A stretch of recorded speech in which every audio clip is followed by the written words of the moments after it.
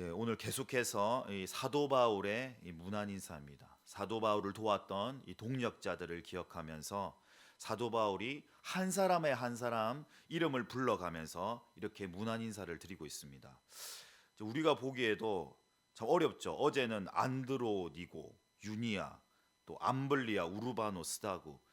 왜냐하면 우리는 이 로마 사람이 아니기 때문에 익숙하지 않은 이름입니다. 아마 사도 바울도 이 사람들을 일일이 열거하는 게 참 어려웠을 것 같아요.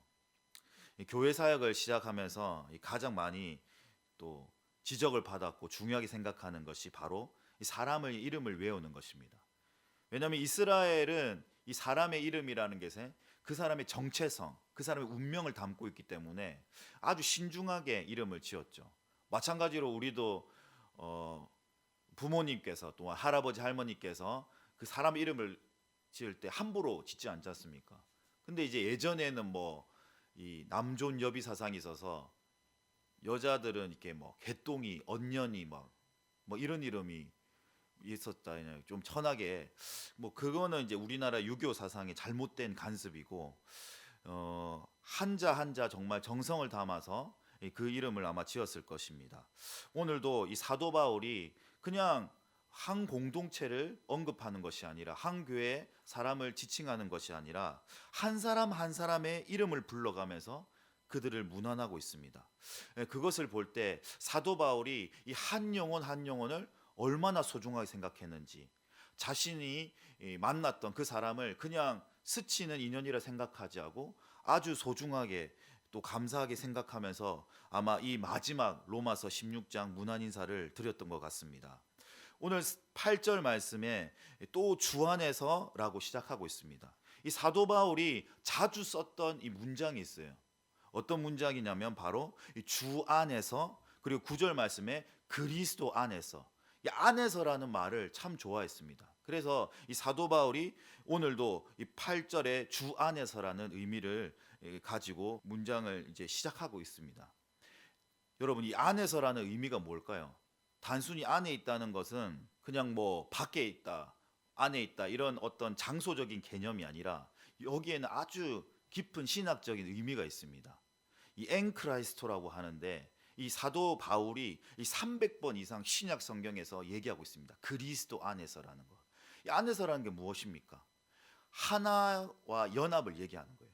그리스도로 인하여 하나가 되었다. 오늘 우리가 찬송을 불렀던 것처럼 예수 그리스도의 피로 말미암아 한 형제 자매가 되었다는 것입니다. 할렐루야.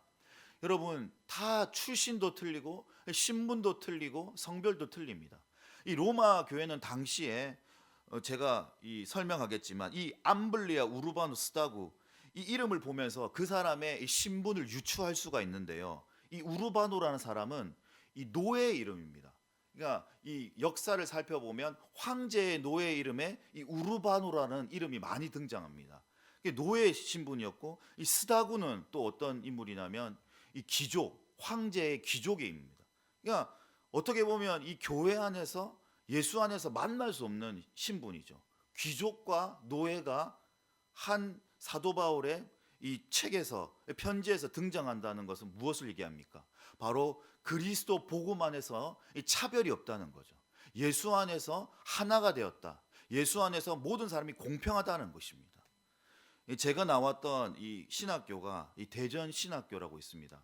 저는 연고가 전혀 없는데 어떻게 하다 보니까 이 대전에 있는 신학교를 가는데, 이 대전에 가보니까 가장 중요하게 생각하는 인물이 있더라고요. 신학교에서 초대 총장이 이자익 목사입니다.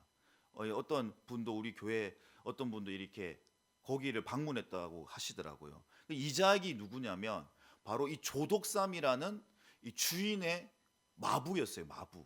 근데 이 주인이 예수를 먼저 믿었는데, 정확하게 이제 좀 오래돼서 가물가물거리는데, 하여튼간에 주인이 예수를 믿고 그 종을 또 개종을 시켰어요. 근데 단순히 그냥 예수님만 전한 것이 아니라 이 이자익을 있잖아요. 자기가 사비를 들여서 이 신학교에 보내가지고 목사를 만들었더라고요.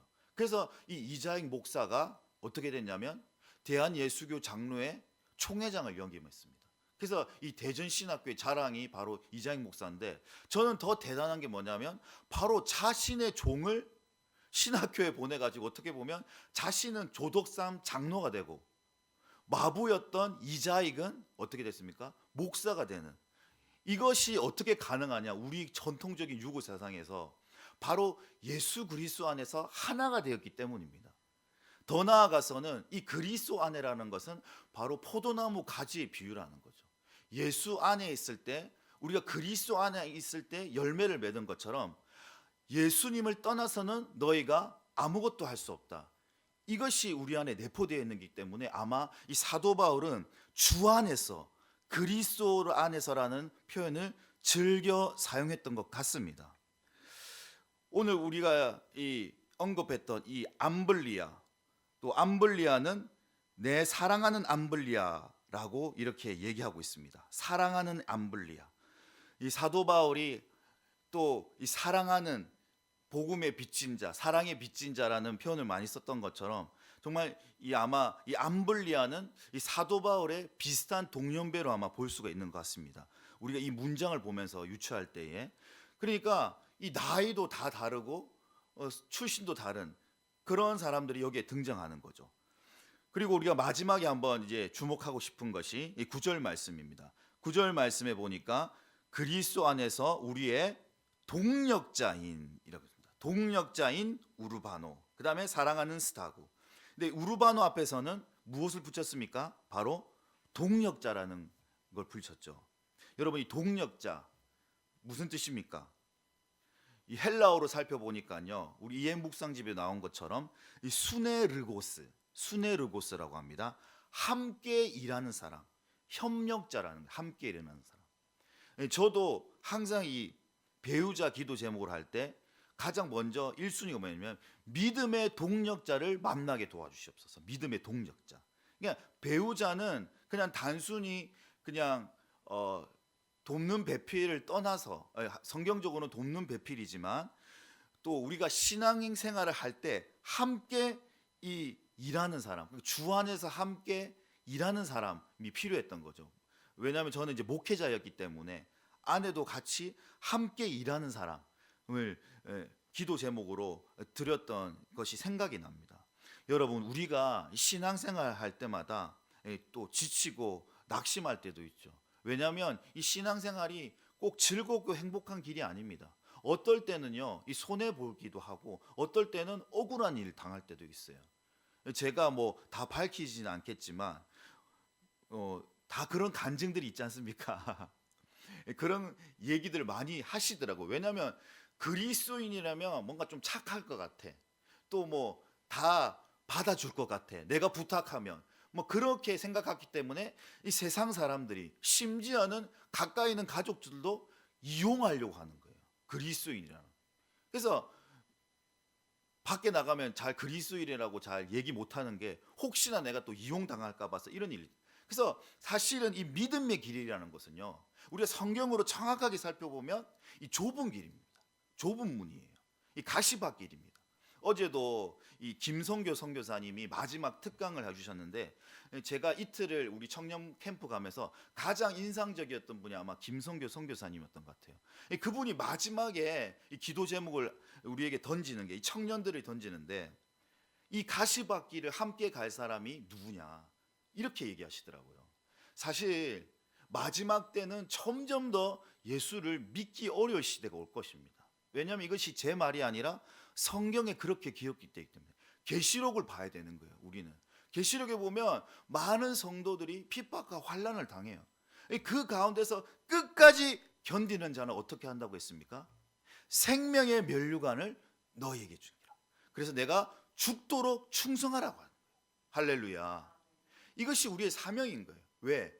예수 그리스도께서 그 길을 먼저 가셨기 때문에 제자된 우리들도 묵묵히 그 길을 걸어가는 거예요. 우리 신앙생활하면서 얼마나 교회를 떠나고 싶었겠고, 또 이게 과연 옳은 것인가 이렇게 의심이 든 적이 한두 번도 아니지 않습니까? 그렇지만 우리는 왜 그 길을 끝까지 가야 되는가? 바로 그것이 생명의 길이고 진리의 길이기 때문입니다. 근데 나 혼자서는 이 길을 갈 수가 없어요. 제가 어저께 처음 늦게 이제 교회에 가게 되었는데, 이 교회 규모에도 압도당했지만, 예전에도 한 번은 가봤지만 교회가 너무 크더라고요. 10층까지 막 교회 전부를 사용하더라고요. 놀라셨죠?